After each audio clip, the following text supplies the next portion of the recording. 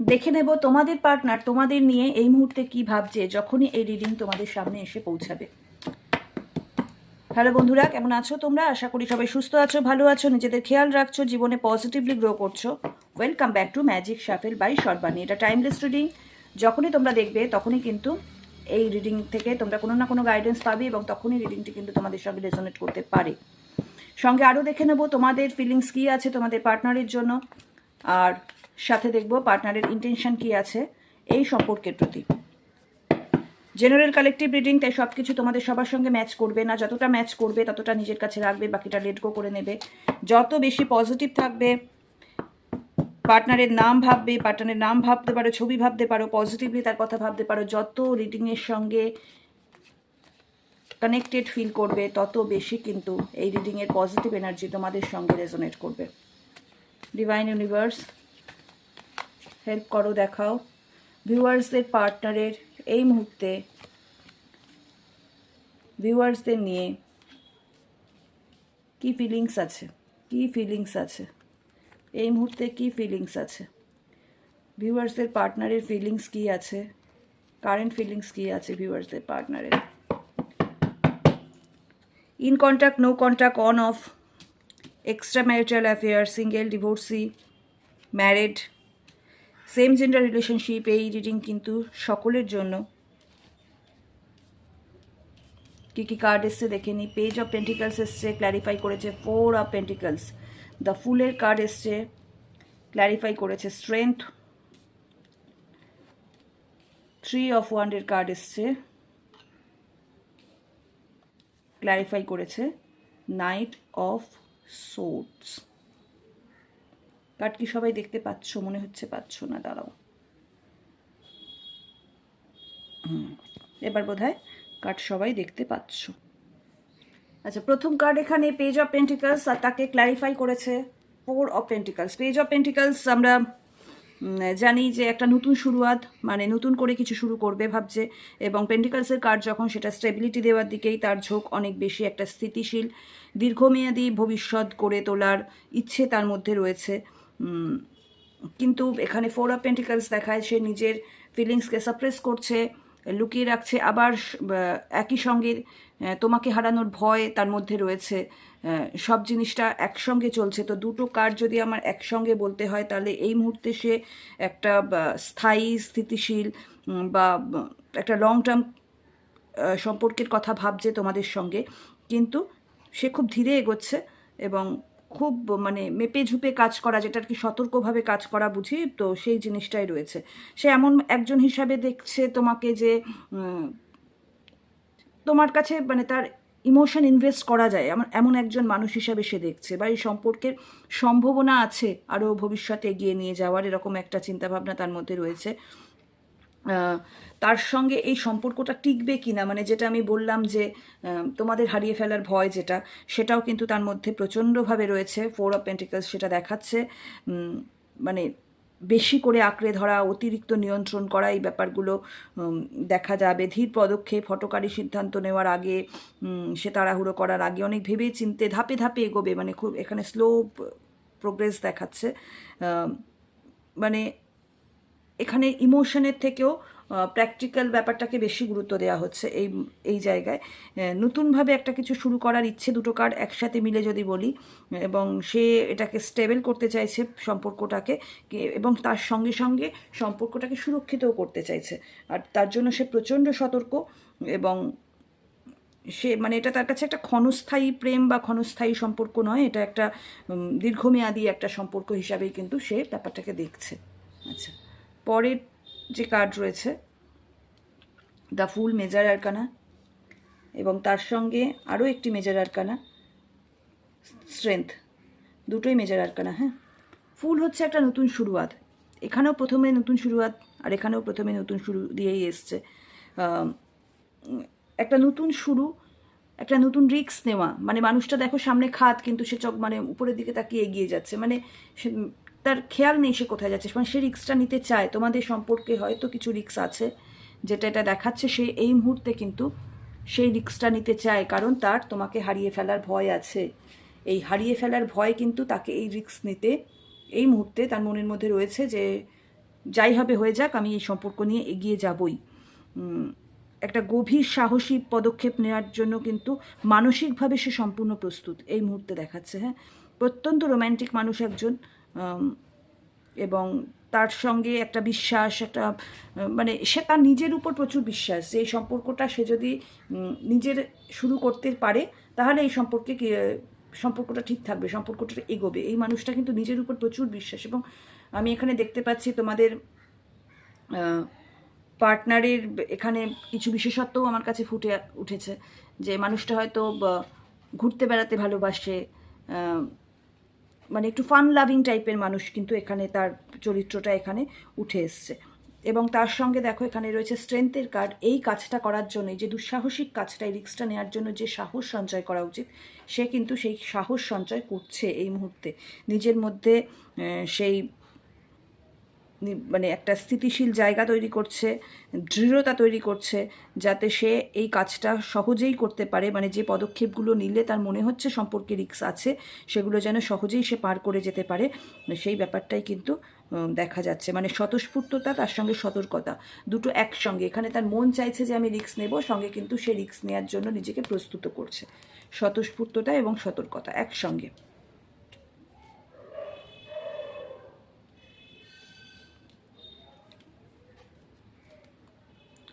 পরবর্তী কার্ড হচ্ছে tree of wands, এবং তাকে ক্ল্যারিফাই করেছে knight of sword. Three of wands আর নাইট অফ সোর্ড মানে তোমাকে নিয়ে প্ল্যানিং করছে। তার লাইফে হয়তো অনেক কিছু অপশান থাকতে পারে, অনেক দায় দায়িত্ব থাকতে পারে। সেক্ষেত্রে সে কিন্তু এখন পুরোপুরিভাবেই তোমার উপরে সম্পূর্ণ, মানে তার ডিসিশন নেওয়া হয়ে গেছে, সে তোমার দিকে এগোবে। এখন শুধু এগোনোর, মানে সে তার কমফোর্ট জোনের বাইরে বেরিয়ে এসেছে, এবার শুধু এগিয়ে যাওয়ার অপেক্ষা। ডিসিশন হয়ে গেছে, সে প্ল্যান করছে এখন কিভাবে জিনিসটা করবে। সে কিন্তু এখন আর ডিসিশনের মোডে নেই, ঠিক আছে? সে প্ল্যান করছে সে কীভাবে এগোবে, এবং সে তোমাকে নিয়ে কিন্তু মানে দৃঢ় প্রতিজ্ঞ এখানে। এবং তার সঙ্গে নাইট অফ সোয়ার্ড তো সবসময় মানে মাথার মধ্যে অনেক কিছু চলছে, এই মনে হচ্ছে এক্ষুনি যাই কথা বলি, অনেক কথা বলতে হবে, অনেক কিছু করতে হবে, অনেক কিছু বলা হয়নি, এই সমস্ত কিছু তার মাথার মধ্যে চলছে। আবার মানে প্রচণ্ড মুড সুইংও চলছে তার সঙ্গে। আবার কখনো কখনো মনে হচ্ছে না, এতটা হটকারী হওয়া যাবে না। তো সব মিলিয়ে ব্যাপারটা হচ্ছে যে একটা মানে কম্বাইন্ড ব্যাপার, কখনো এগিয়ে আসছে, কখনো পিছিয়ে আসছে, কখনো পজ নিচ্ছে, এরকম একটা জায়গার মধ্যে রয়েছে। প্রচণ্ড প্যাশন রয়েছে, মানে মাইন্ড খুব শার্প এই মুহূর্তে, ডাইরেক্ট অ্যাপ্রোচ করার ব্যাপার রয়েছে, এবং খুব প্র্যাকটিক্যাল অ্যাপ্রোচের জায়গা এখানে রয়েছে। কনফিউশন থেকে বেরোবার একটা ব্যাপার তার মধ্যে রয়েছে, যে আমি আর কনফিউশন রাখবো না, তার মধ্যেও রাখবো, মানে নিজের মধ্যেও রাখবে না, তোমার মধ্যেও রাখবে না, এই ব্যাপারটাও তার মধ্যে রয়েছে। এবং তার সঙ্গে এটা কিন্তু দেখাচ্ছে প্ল্যানিং, যে একটা লং টার্মের জন্য কিন্তু সে কীভাবে সম্পর্কটা যেন আর না ভেঙে যায়, সেই জন্য কিন্তু প্ল্যানিং তার পুরোপুরি তৈরি হয়ে গেছে। ঠিক আছে, চলো এবার দেখে নিই তোমাদের ফিলিংস কী আছে। তার ফিলিংস তো সে মোটামুটি দেখলাম, সে রেডি হয়ে গেছে তোমাদের সঙ্গে আবার যোগাযোগ করবে বলে, বা সম্পর্কটাকে একটা নতুন দিক দেবে বলে। তোমাদের কি ফিলিংস আছে দেখে নি, তোমাদের কি ফিলিংস আছে ইউনিভার্স দেখাও। আমার ভিউয়ার্সদের তার পার্টনারের প্রতি কি ফিলিংস আছে। থ্যাংক ইউ ইউনিভার্স, এটা বেরিয়ে আছে, এটা নেব। Thank you universe. তোমরা যারা পার্সোনাল রিডিং বুক করতে চাইছো তারা অবশ্যই স্ক্রিনে দেওয়া নাম্বারে আমার সঙ্গে যোগাযোগ করবে। কেউ ফোন করবে না, হোয়াটসঅ্যাপ করবে।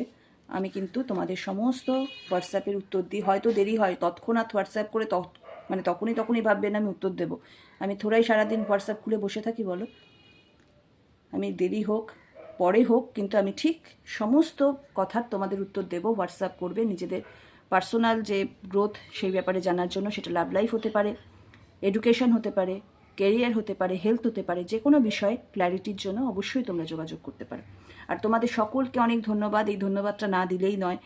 তোমরা যারা ফেসবুক এবং ইউটিউব থেকে আমাকে দেখছো এবং এত সাপোর্ট করছো, কমেন্ট করছো, লাইক করছো, শেয়ার করছো, সাবস্ক্রাইব করে ফলো করে পাশে থাকছো, তোমাদের সকলকে আমার অন্তরের অন্তঃস্থল থেকে অনেক অনেক ধন্যবাদ। আমি চাই তোমাদের সকলের সমস্ত সমস্যা মিটে যাক। তোমরা যে দুঃখে আছো, যে কারণে তোমরা ট্যারোর সঙ্গে যুক্ত হয়েছো, আমার প্রার্থনা ইউনিভার্সের কাছে, বিশ্বপিতার কাছে, যেন তিনি তোমাদের সমস্ত এই সমস্যা থেকে মুক্তি দেন এবং তোমাদের জীবনেও প্রচুর আনন্দ আসে, প্রচুর খুশি, তোমরা সবাই যেন ভালো থাকো।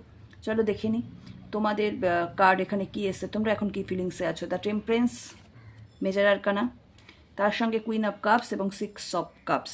টেম্পারেন্স দেখাচ্ছে তোমাদের হিলিং চলছে, এই মুহূর্তে তোমাদের হিলিং চলছে, তোমরা নিজেদের গ্রোথের দিকে মন দিয়েছো, তোমরা চাইছো ব্যালেন্স করতে, নিজের ইমোশনাল দিক এবং নিজের প্র্যাকটিক্যাল সাইড একসঙ্গে ব্যালেন্স করছো, শান্তিকে বজায় রাখতে চাইছো। খুব হুড়োতাড়া করা বা তৎক্ষণাৎ কিছু রিয়াকশান, এই জিনিসটা তোমাদের মধ্যে এই মুহূর্তে নেই। হয়তো এখানে আমি যেটা দেখতে পাচ্ছি, যা কার্ড এসছে সঙ্গে, সেটাও আমাকে বলছে যে তোমাদের মধ্যে হয়তো ইমোশনাল পার্ট অনেক বেশি ছিল, তোমরা হয়তো ইমোশনালি এই সম্পর্কে অনেক বেশি ইনভেস্ট করেছিলে এবং তোমাদের প্র্যাকটিক্যাল দিক থেকে তোমরা কিন্তু কোনো কিছুই মানে বাস্তব পরিস্থিতিকেও বিচার করোনি বা এই সম্পর্কটাকেও বিচার করোনি। এখন কিন্তু তোমাদের সেই হিলিংটা চলছে এবং তোমরা সেই ব্যালেন্সটা করছো। দেখো এখানে এই মেয়েটির একটি পা জলের মধ্যে, একটা পা হচ্ছে ডাঙায়, হ্যাঁ, একটা ডাঙায় রয়েছে, একটা জলে রয়েছে, তার মানে কি দুদিকেই সে ব্যালেন্স করছে, জল স্থল দুদিকেই ব্যালেন্স করছে। তো এই মেয়েটি ব্যালেন্স করছে এবং এখানে মেয়ের ছবি আছে, মানে সবাই মেয়ে সেটা নয়, যে যে জেন্ডারে আছো সে সেইভাবেই দেখবে, এটা তো জেন্ডার স্পেসিফিক রিডিং নয়, এটা এনার্জি, যে তোমাদের ভিতরে যে এনার্জিটা আছে সেই এনার্জি এখন নিজের প্র্যাকটিক্যাল সাইড আর ইমোশনাল সাইডকে একসঙ্গে ব্যালেন্স করছে, তোমাদের হিলিং চলছে এবং এটা খুব স্লো প্রসেস, একটা গ্রোথের দিকে তোমরা এগিয়ে যাচ্ছ আস্তে আস্তে, তোমাদের স্পিরিচুয়াল অ্যাওয়েকেনিং হচ্ছে এবং তার সঙ্গে অনেক কিছু তোমরা বুঝতে শিখছো যে কেন হয়, কি হয়, ক্ল্যারিটি আসছে তোমাদের জীবনে, ঠিক আছে। এবং সঙ্গে সঙ্গে আরেকটা জিনিসও দেখাচ্ছে, কুইন অফ কাপ।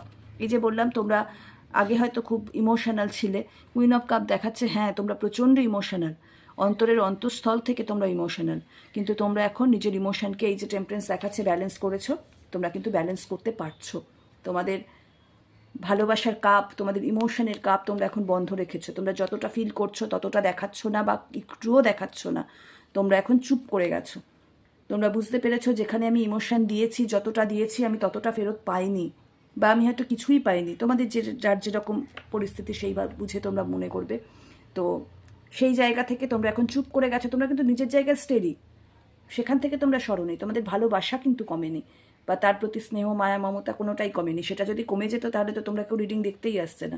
তোমরা এখনও তাকে ভালোবাসো, সে কেমন আছে জানতে চাও, তার ফিলিংস জানতে চাইছো রিডিংয়ের মাধ্যমে, জেনারেল রিডিংয়ের মাধ্যমে, তার মানে তার প্রতি তোমাদের এখনও সেই ভালোবাসা বজায় আছে, কিন্তু তোমরা আর ভালোবাসা দেখাচ্ছ না, তোমরা চুপ করে গেছো।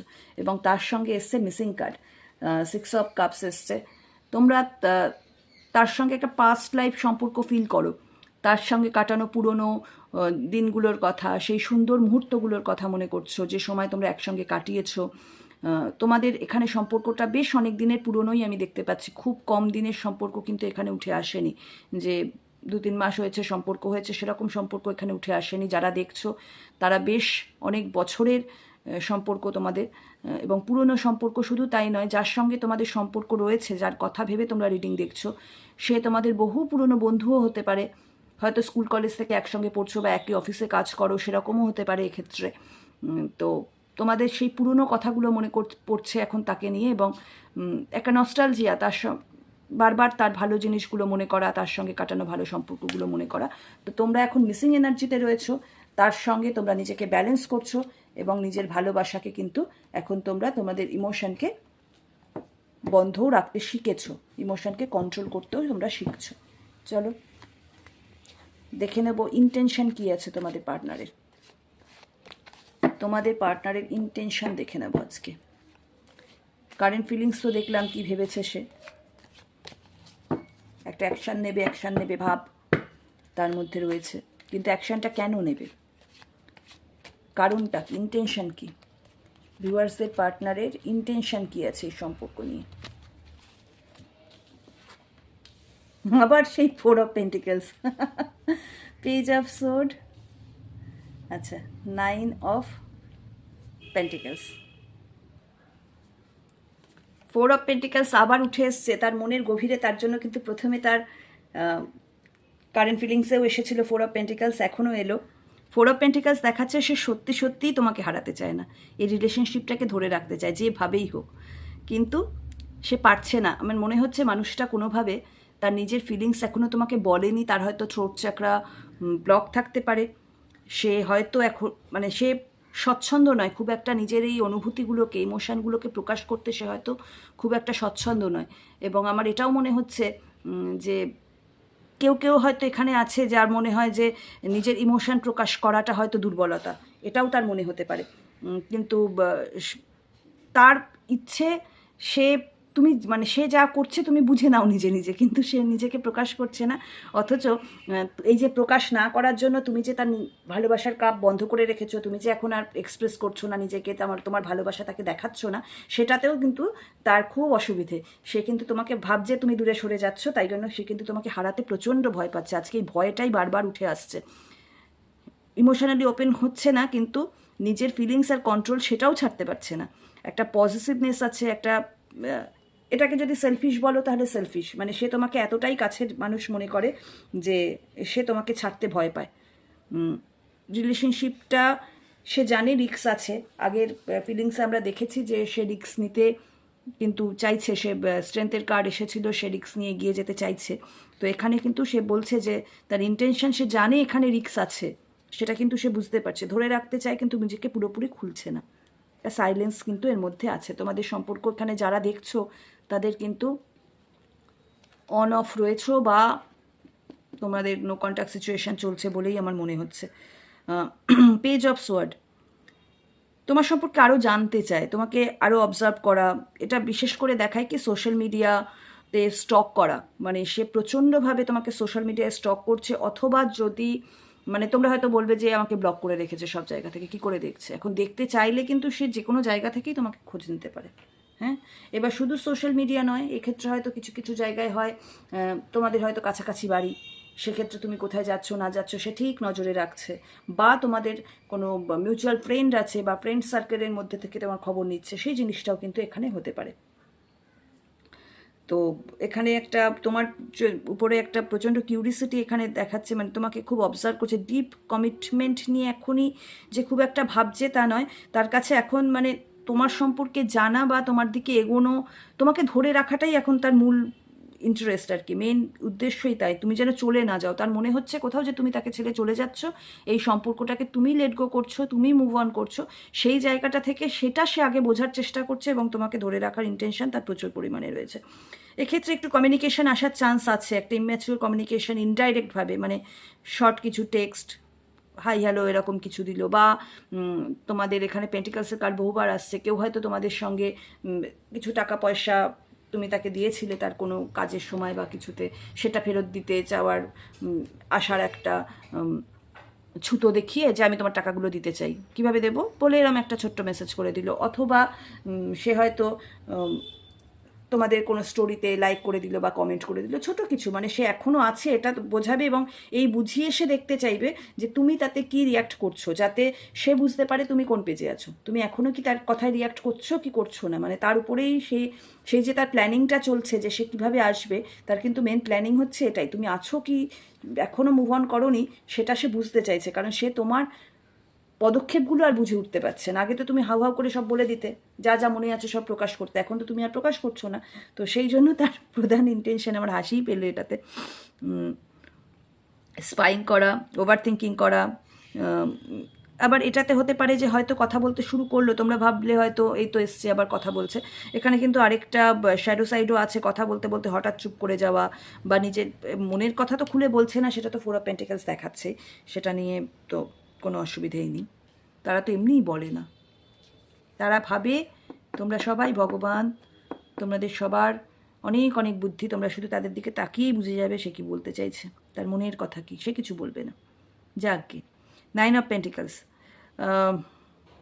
ইন্টেনশন হচ্ছে সে নিজের লাইফ নিয়ে এখন ফোকাসড, নিজের লাইফ মানে কি তার যেটা ভালো লাগছে, হ্যাঁ, নিজের ইমোশনালি সে সিকিওর হতে চাইছে, মানে তার ইনসিকিউরিটির জায়গা তো তুমি চলে যাচ্ছ, সেখানে সিকিওর হতে চাইছে। এবং এখানে 9 অফ পেন্টিকলস খানিকটা তোমাকেও দেখাচ্ছে যে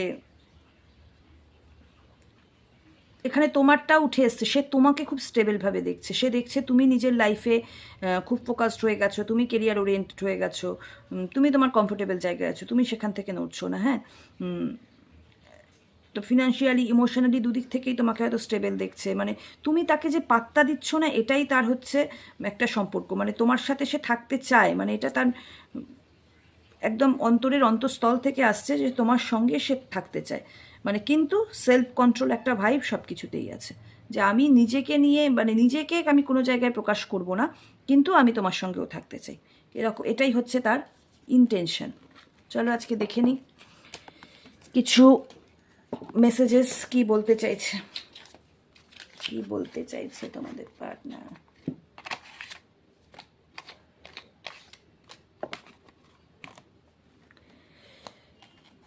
মুখে তো কিছু বলছে না, যদি এই অরাকেল টেকের মাধ্যমেই তোমরা কিছু জানতে পারো কি বলছে। ডিভাইন দেখাও আমাকে ভিউয়ার্সদের পার্টনার কি বলতে চাইছে এই মুহূর্তে, তাদের কি বলতে চাইছে ভিউয়ার্সরা যার কথা মনে করে এই রিডিং দেখছে, সেই পার্টনার তাকে কি বলতে চাইছে, তার মনের কথা কি। প্রথম card, I lost myself for a little while. সেই সময় আমি নিজের মধ্যে হারিয়ে গিয়েছিলাম, কিছু একটা তো ঘটনা ঘটিয়েছিল সেই হারিয়ে টারিয়ে গিয়ে, বাজে ভালো কিছু, বাজেই মনে হচ্ছে আমার। You and I were too young, তার এখন মনে হচ্ছে যে তোমরা দুজনেই সেই সময় ছোট ছিলে, যার জন্য তোমাদের মধ্যে সেই অপ্রীতিকর কিছু ঘটনা ঘটেছে যেটা তোমাদের এই বিচ্ছেদের কারণ। দুজনেই খুব ইয়ং ছিলে, ইম্যাচিওরলি ঘটেছে, এটাই তার বক্তব্য। It was my fault but I blamed you, একদম পরিষ্কার, এত কথার পরে কিন্তু পরিষ্কার বলেছে যে আমারই ফল্ট ছিল, কিন্তু আমি তোমাকে ব্লেম করেছি। এত কিছুর পরে বলে দিয়েছে, দেখি আর কি বলছে। I am becoming a better person, আমি আরও ভালো মানুষ হতে চাই, মানে তোমার সঙ্গে সম্পর্কটা সে রাখতেই চায়, তোমাকে কাছে পাওয়ার জন্য সে নিজেকে চেঞ্জ করতে চাইছে, তার মধ্যে যে শ্যাডো সাইডগুলো আছে সেগুলো সে চেঞ্জ করতে চাইছে, সেগুলো নিয়ে সে কাজ করতে চাইছে। You speak to me through music, তোমাদের মধ্যে হয়তো তোমরা গান ভালোবাসো বা কেউ একজন গান করো, এরকমও হতে পারে। তুমি বা তোমার পার্টনার হয়তো সঙ্গীত শিল্পী হতে পারো, বা মিউজিকের সঙ্গে তোমাদের কোনো যোগাযোগ থাকতে পারে, অথবা মানে মিউজিশিয়ান হতে পারো, সেটাও হতে পারে। বা সেরকম যদি না হয়, তোমরা দুজনেই হয়তো গান ভালোবাসো, গান শুনতে ভালোবাসো, সেরকম মানুষও থাকতে পারো। বা রিলসে যে গান দেয়া নেয়া করা হয় বন্ধুদের মধ্যে, সেই ব্যাপারটাও হয়তো তোমাদের হতে পারে। তোমরা হয়তো অনেক কিছু মনের কথা গানের মাধ্যমে একে অপরকে শেয়ার করতে। তো তোমার কিছু প্রিয় গান বা তোমাদের সম্পর্কের সঙ্গে সম্পর্কিত কিছু গান, তার মনে হচ্ছে তুমি তার মাধ্যমেই তুমি কিছু বলতে চাইছো। বা এরকমও হতে পারে, আমার হঠাৎ করে একটা কথা মনে হলো যে তোমরা হয়তো এই নো কন্টাক্টে যে যার মতো কথা তো বন্ধ করে দিয়েছো, কিন্তু হয়তো নিজেদের স্টোরিতে বা রিলসে গানের মাধ্যমে হয়তো তাদের কিছু মেসেজ দিতে চাইছো। তো সেটা হয়তো সে বুঝতে পারছে, বা সে কিছু দিতে চাইছে তোমাকে, সেটাও এক্ষেত্রে হতে পারে। গানটা এখানে একটা বড় ভূমিকা নিয়েছে। I hope that you can forgive me one day, একদিন না একদিন তুমি আমায় ক্ষমা করেই দেবে। তার মানে বড় সড়ো ফল সে করেছিল তোমার সাথে, যার জন্যই তোমরা চুপ হয়ে গেছো। চলো আর কি আছে দেখি।